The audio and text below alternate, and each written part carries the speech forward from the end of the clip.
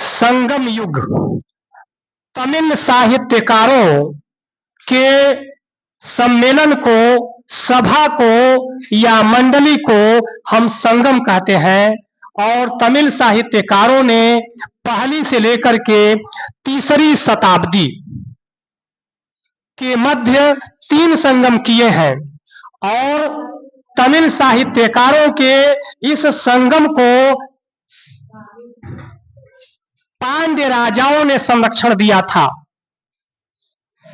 और अगस्त्य ऋषि तथा ब्राह्मण कौंडिन्य को आर्य संस्कृति को उत्तर भारत से दक्षिण भारत तक ले जाने का श्रेय दिया जाता है।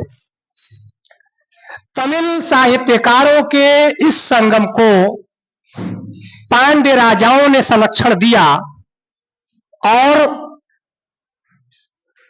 राम शरण शर्मा कहते हैं कि ये संगम तीसरी शताब्दी से छठी शताब्दी के मध्य हुए थे, लेकिन अधिकांश विद्वानों का मत है कि ये संगम पहली शताब्दी से तीसरी शताब्दी के मध्य संपन्न हुए थे।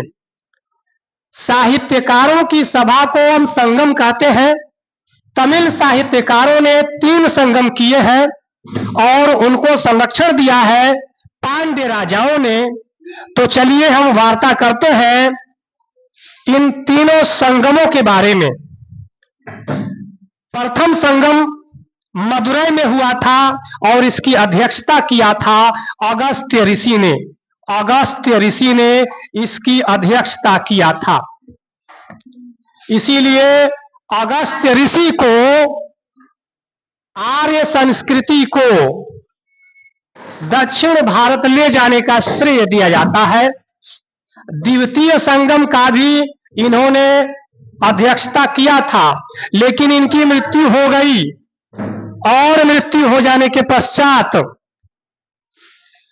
तोलकापियम ने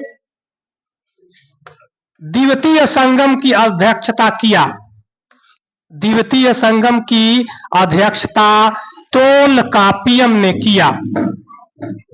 तोलकापियम ने द्वितीय संगम की अध्यक्षता किया। तो ये प्रथम संगम की अध्यक्षता, प्रथम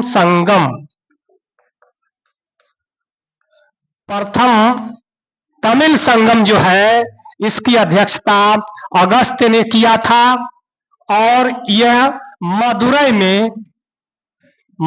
में संपन्न हुआ था और इसकी अध्यक्षता अगस्त्य ऋषि ने किया था। नवासी पांड्य राजाओं का संरक्षण था। नवासी पांड्य राजाओं का संरक्षण था और 549 संस्थानों ने इसमें भाग लिया और 7 कवियों ने इसमें भाग लिया। 7 कवियों ने प्रथम संगम में भाग लिया और 4499 लेखकों ने भाग लिया। प्रथम संगम में 4499 लेखकों ने भाग लिया और अगस्त्य ऋषि ने इसकी अध्यक्षता की। मदुरै में यह संपन्न हुआ और 89 पांड्य शासकों का संरक्षण प्राप्त हुआ और यह 4400 वर्षों तक चला। ऐसा माना जाता है कि 4400 वर्षों तक प्रथम संगम चला। द्वितीय संगम जो है उसकी अध्यक्षता किया था अगस्त्य ऋषि ने। द्वितीय संगम की अध्यक्षता किया था अगस्त्य ऋषि ने। इनकी मृत्यु के बाद तोलकापियम ने इसकी अध्यक्षता किया। कार्यकारी अध्यक्ष बने तोलकापियम। देखिए इसमें 59 पांड्य शासकों ने द्वितीय संगम को संरक्षण दिया।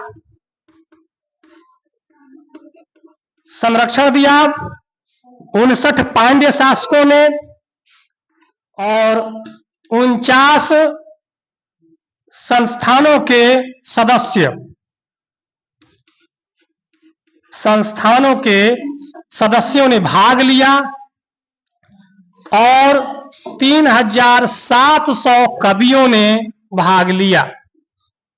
3700 कवियों ने भाग लिया और 3700 वर्ष 3700 वर्षों तक यह चला। द्वितीय संगम। अब आते हैं, देखिए प्रथम संगम जो है इसका कोई भी ग्रंथ उपलब्ध नहीं है, कोई भी ग्रंथ इसका उपलब्ध नहीं है, कोई भी ग्रंथ उपलब्ध नहीं है। प्रथम संगम का कोई भी ग्रंथ उपलब्ध नहीं है, ये हो गया। द्वितीय संगम में तोलकाप्पियम ने तोलकापियर नामक ग्रंथ लिखा है।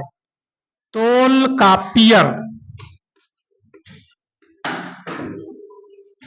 इनका एक यही ग्रंथ जो है उपलब्ध है। अब आती है बात तृतीय संगम की। तृतीय संगम ये तमिल साहित्यकारों का सभा जो है, तृतीय संगम, इसमें देखिए यह हुआ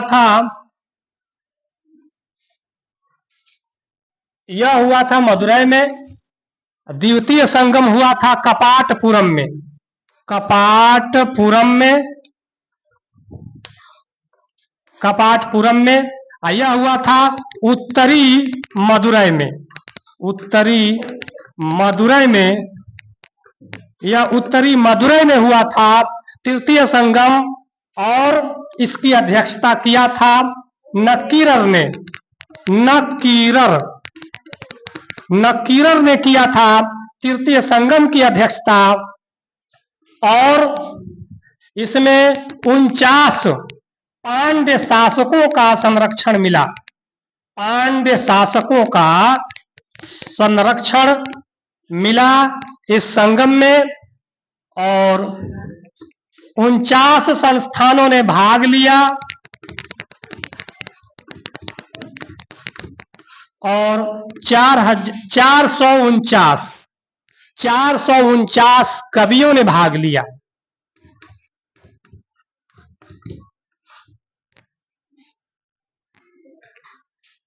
और इसके ग्रंथ है, तृतीय संगम में कौन कौन से ग्रंथ लिखे गए? वरी, वेरिसय, परिपाद,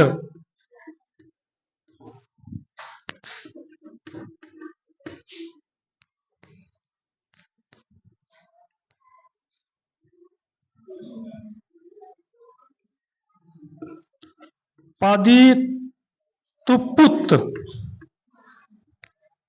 इन ग्रंथों के नाम है वरी, वेरिसय, परिपाद, पदितुपुत। ये तृतीय संगम के ग्रंथ हैं।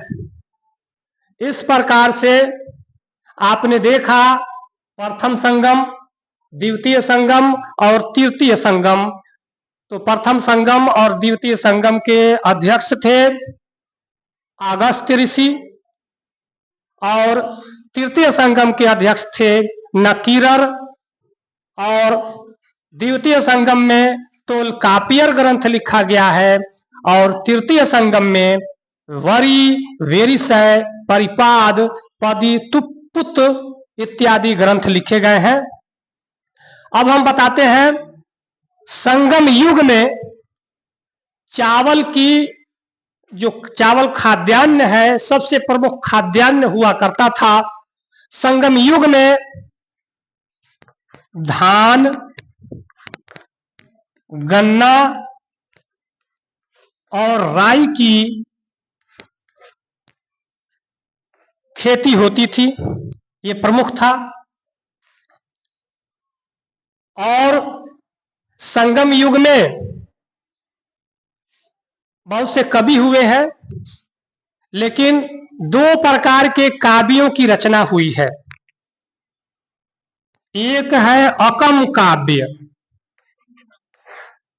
एक प्रकार, पहला प्रकार कहलाता है अकम और दूसरा होता है पूरम। अकम में प्रेम प्रसंगों का वर्णन है और पूरम में युद्धों का वर्णन है। इसमें युद्धों का वर्णन है, हम अब बताने जा रहे हैं अकम काव्यों के बारे में, उनका नाम और उनके रचयिताओं के बारे में।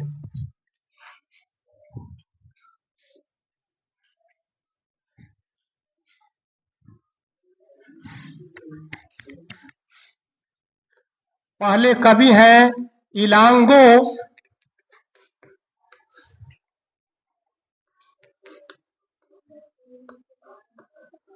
आडिगल। इलांगो आडिगल, इन्होंने लिखा है शिलप्पादिकारम।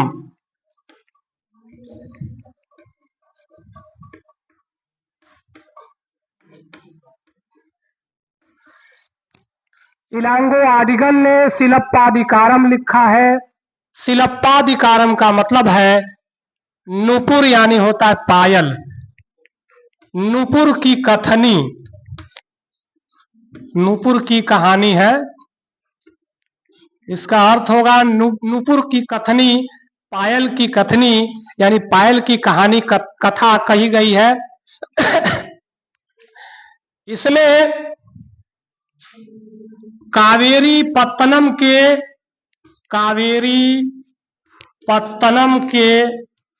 एक कोवलन है, कोवलन नायक है कोवलन, और उसकी पत्नी है, उसका नाम है कन्नगी, और एक नर्तकी है, उसका नाम है माधवी।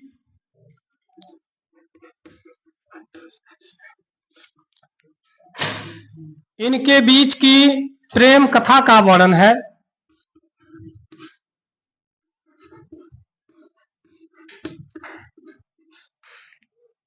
इलांगो आडिगल ने शिलप्पादिकारम में कन्नगी, नर्तकी माधवी और कोवलन के मध्य प्रेम प्रसंग का वर्णन किया है। सिथलाई सतनार, सिथलाई सतनार नाम के कवि ने, इन्होंने लिखा था मणि मेखलई। मणि मेखलई यह अकम साहित्य है। इसमें मणि और राजकुमार उदय कुमारन,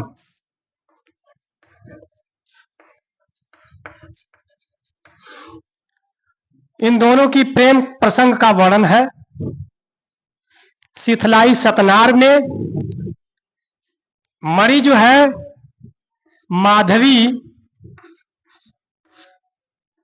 माधवी और कोवलन की पुत्री है। नर्तकी है, माधवी नर्तकी है, और कावेरी पत्तनम का निवासी है कोवलन। इनकी पुत्री का नाम है मणि, और उदय कुमारन राजकुमार है।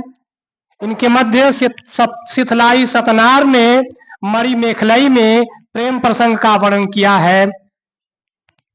अब रुद्र शर्मन नाम के कवि ने आहना नुरू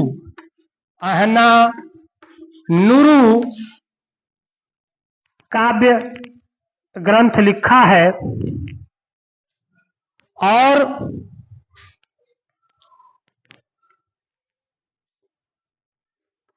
थिरुवल्लुवर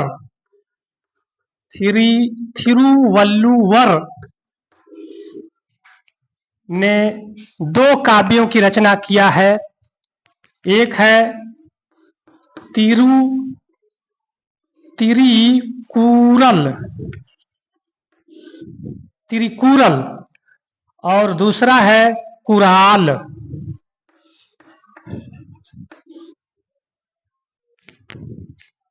जैसा कि आप देख रहे हैं, इसके पहले शिलप्पादिकारम की रचना हुई थी। शिलप्पादिकारम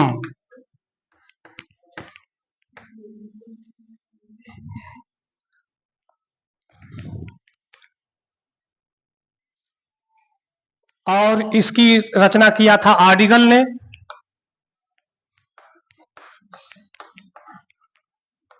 इलांगो आर्डिगल।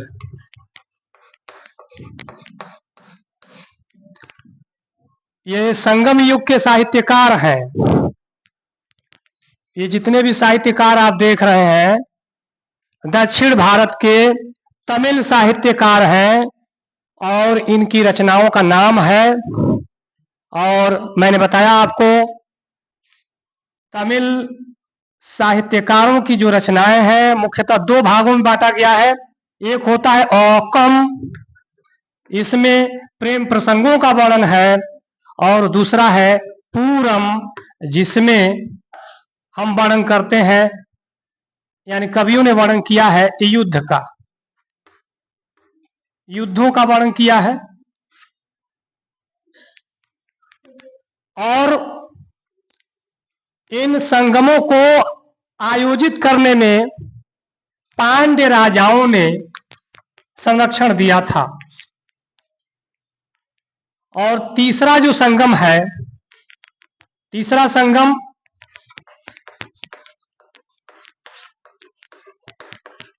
1850 वर्षों तक चला।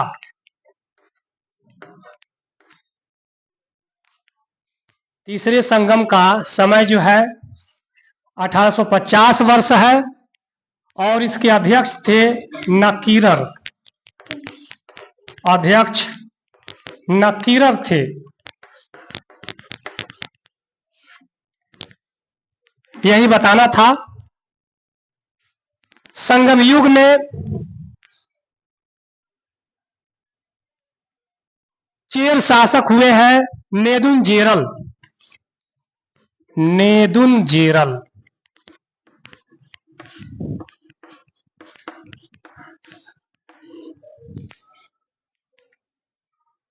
और लाल चेर की उपाधि धारण किया था सेन्नगुट्टुवन ने।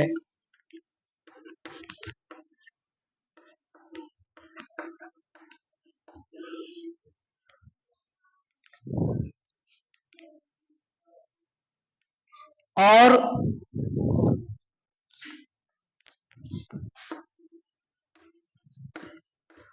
मनरम नाम की एक सभा होती थी जो सर्वोच्च न्यायालय का काम करती थी। यह सभा राज्यसभा होती थी और चेर शासकों की सभा होती थी, राजा की सभा होती थी, जिसे हम मनरम कहते थे। और ये मनरम लोगों की, प्रजा की समस्याओं को सुनती थी, उनका निराकरण करती थी। एक प्रकार से आधुनिक सर्वोच्च न्यायालय की तरह यह काम करती थी। तो चेर जो राजा हुआ करते थे,